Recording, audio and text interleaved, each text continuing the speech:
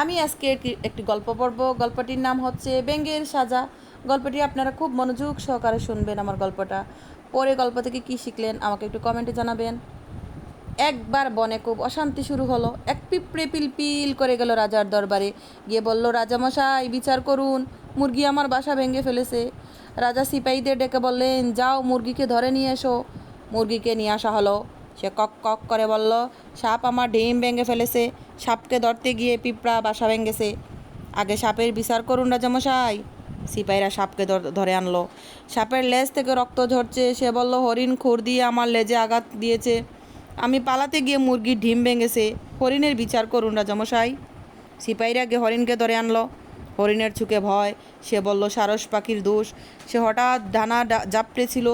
আমি ভয়ে দৌড় দিয়েছিলাম, তাই দেখতে পাইনি সাপের লেজে পা লেগেছে। বলেন, সারস পাখিকে ধরে নিয়ে এসো। সিপাহীরা সারস পাখিকে নিয়ে এলো। সারস বলল, বুলবুলি আমার মুখে ঢুকে পড়েছিল, তাই আমি গলা পরিষ্কার করতে খক খক করেছিলাম। তার ডানা জাপটে উঠেছিলাম। বুলবুলি বিচার করুন রাজামশাই। রাজা আদেশ। সিপাহীরা বুলবুলিকে নিয়ে এলো। বুলবুলি বলল, আগে আমার কথা শুনুন রাজামশাই।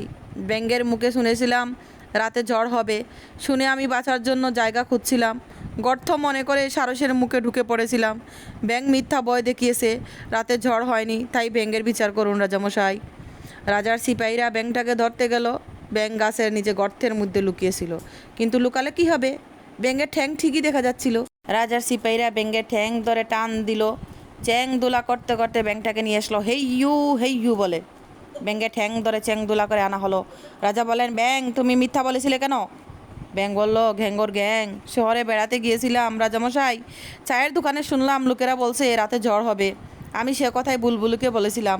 রাজা বললেন, তুমি শহরের গুজব এনে বনে রটিয়েছ, বনের শান্তি নষ্ট করেছ। গুজব রটানোর জন্য তোমার শাস্তি হবে।